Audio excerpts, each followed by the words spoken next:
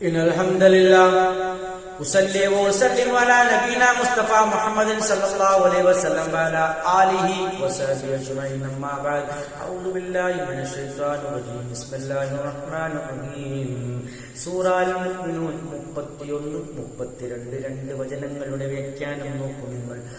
നൂഹ് നബി അലൈഹിസ്സലാമിന് ശേഷമുള്ള ഒരു തലമുറയാണ് അല്ലാഹു സുബ്ഹാനഹു വ തആല സ്വീകരിക്കുന്നത്. അത് ആദി സമുദായം പോലെ അവരിലേക്ക് അയക്കപ്പെട്ട ഹൂദ് നബിയുമാണെന്ന് പറയപ്പെടുന്നു.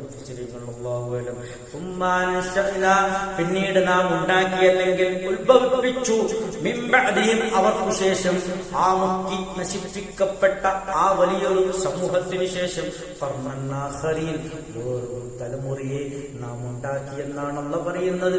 അതിനുശേഷം ആ നൂഹ് നബി അലൈഹിസ്സലാമിന്റെ സന്താനങ്ങളിൽ നിന്നും ആ നൂഹ് നബി അലൈഹിസ്സലാമിന്റെ കൂടെ ഉണ്ടായിരുന്ന വിശ്വാസികളിൽ നിന്നും തലമുറകളായി അല്ലാഹു സുബ്ഹാനഹു വ തആല വീണ്ടും ഉത്ഭവിപ്പിക്കുകയാണ്, പുതുതായി ഉണ്ടാക്കുകയാണ്. അതാണ് ഇവിടെ പറയുന്നത്.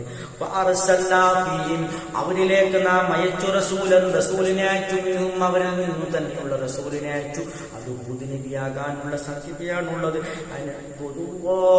ആ റസൂൽ പറഞ്ഞു, നിങ്ങൾ അല്ലാഹുവിനെ ആരാധിക്കണം, മാലക്കും നിങ്ങൾക്കില്ല മിൻ ഇലാഹിൻ ഗൈറു, അവനല്ലാതെ ഇലാഹില്ല, അവനല്ലാതെ ആരാധനില്ല എന്ന് ഹൂദ് നബി അലൈഹിസ്സലാം വന്നുകൊണ്ട് ആ ജനതയോട് പറയുകയാണ്.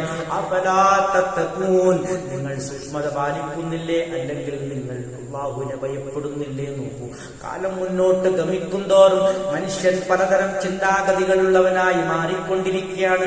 തലമുറകൾ കഴിഞ്ഞു പോകവേ അല്ലാഹുവിന്റെ മാർഗത്തിൽ നിന്നും മനുഷ്യൻ വ്യതിചലിച്ചു കൊണ്ടേയിരിക്കുന്നു.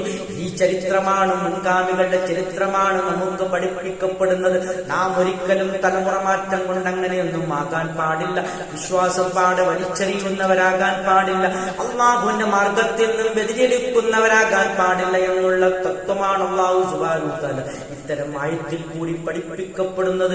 ആ വിശുദ്ധരായ നൂഹ് നബി അലൈഹിസ്സലാമിന്റെ കൂടെ ഉണ്ടായിരുന്ന മുഅ്മിനീങ്ങളാണ് പിന്നീട് വ്യതിചലിച്ചുകൊണ്ട് വേറൊരു മുശ്രിക്കുകളും അതുപോലെ കാഫിറുകളുമായി പരിണമിച്ചത്. അവരിലേക്ക് വന്ന റസൂൽ അവരോട് പറയുകയാണ്, നിങ്ങൾ അല്ലാഹുവിനെ മാത്രം ആരാധിക്കണം, മാലക്കും മിൻ ഇലാഹിൻ, നിങ്ങൾക്കൊരു ഇലാഹുമില്ല ഗൈറു, അവനല്ലാതെ യാതൊരു ഇലാഹുമില്ല, അവനെ മാത്രമേ ആരാധിക്കാൻ പാടുള്ളൂ എന്നുള്ള ലാ ഇലാഹ ഇല്ലല്ലാഹ് എന്ന കലിമത്തു തൗഹീദ് ആ ജനങ്ങൾക്ക് പഠിപ്പിച്ചു കൊടുക്കുന്ന ഒരു രൂപമാണ് ഈ ആയത്തിൽ കൂടി നാം കാണുന്നത്. അൽഹംദുലില്ലാഹി റബ്ബിൽ ആലമീൻ.